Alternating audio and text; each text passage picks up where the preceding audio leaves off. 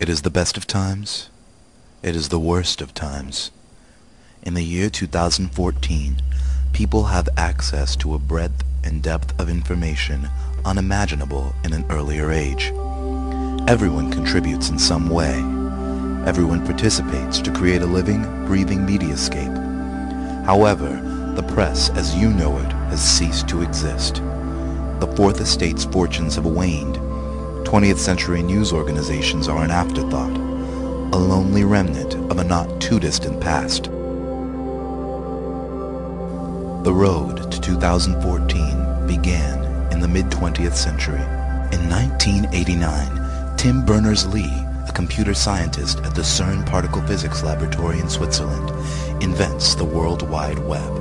1994 sees the founding of Amazon.com. Its young creator dreams of a store that sells everything.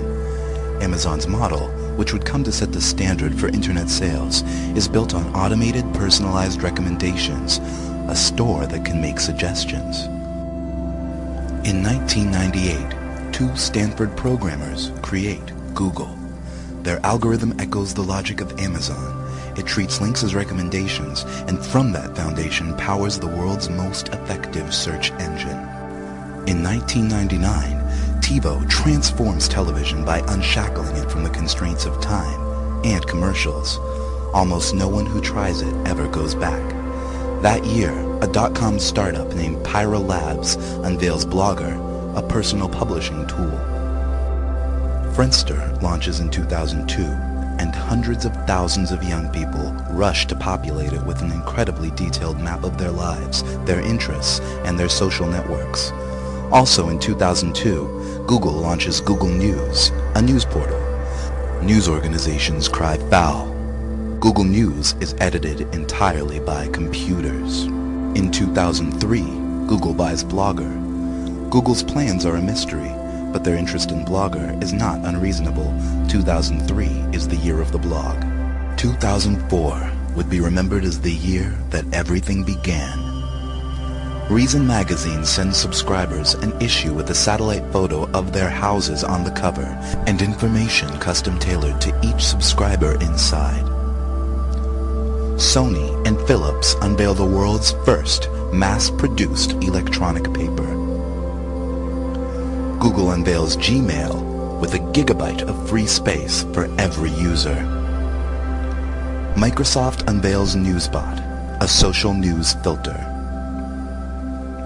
Amazon unveils A9, a search engine built on Google's technology that also incorporates Amazon's trademark recommendations. And then, Google goes public. Awash in new capital, the company makes a major acquisition. Google buys TiVo. 2005. In a response to Google's recent moves, Microsoft buys Friendster. 2006. Google combines all of its services, TiVo, Blogger, Gmail, Google News, and all of its searches into the Google Grid, a universal platform that provides a functionally limitless amount of storage space and bandwidth to store and share media of all kinds, always online, accessible from anywhere. Each user selects her own level of privacy. She can store her content securely on the Google Grid or publish it for all to see. It has never been easier for anyone, everyone, to create as well as consume media. 2007. Microsoft responds to Google's mounting challenge with Newsbotster, a social news network and participatory journalism platform. Newsbotster ranks and sorts news based on what each user's friends and colleagues are reading and viewing, and it allows everyone to comment on what they see. Sony's e-paper is cheaper than real paper this year. It's the medium of choice for Newsbotster. 2008 sees the alliance that will challenge Microsoft's ambitions. Google and Amazon join forces to form Googlezon. Google supplies the Google Grid, an unparalleled search technology. Amazon supplies a social recommendation engine and its huge commercial infrastructure. Together, they use their detailed knowledge of every user's social network, demographics, consumption habits, and interests to provide total customization of content and advertising.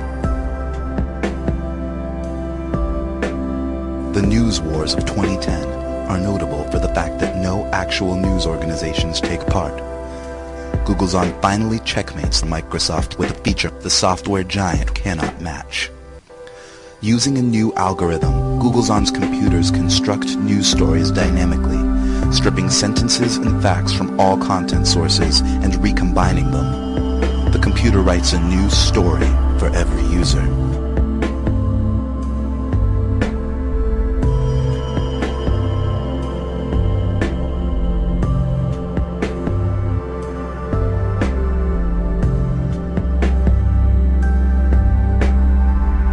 In 2011, the slumbering Fourth Estate awakes to make its first and final stand.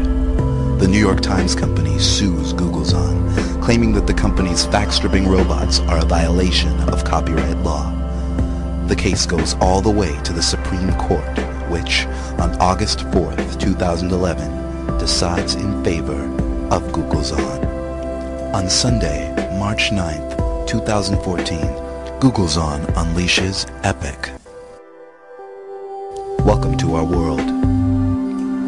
The evolving personalized information construct is the system by which our sprawling, chaotic mediascape is filtered, ordered, and delivered. Everyone contributes now, from blog entries to phone cam images to video reports to full investigations. Many people get paid too, a tiny cut of Google's immense advertising revenue proportional to the popularity of their contributions. Epic produces a custom content package for each user using his choices, his consumption habits, his interests, his demographics, his social network to shape the product.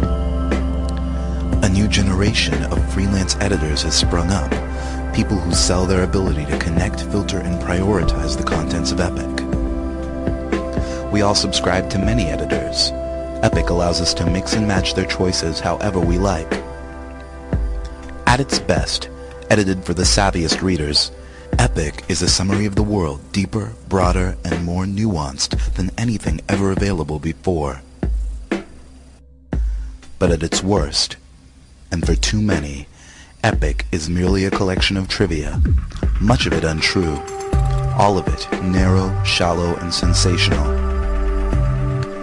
But Epic is what we wanted, it is what we chose, and its commercial success preempted any discussions of media and democracy or journalistic ethics.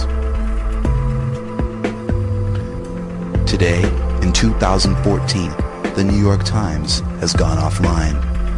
In feeble protest to Googlezon's hegemony, the Times has become a print-only newsletter for the elite and the elderly. But perhaps there was another way.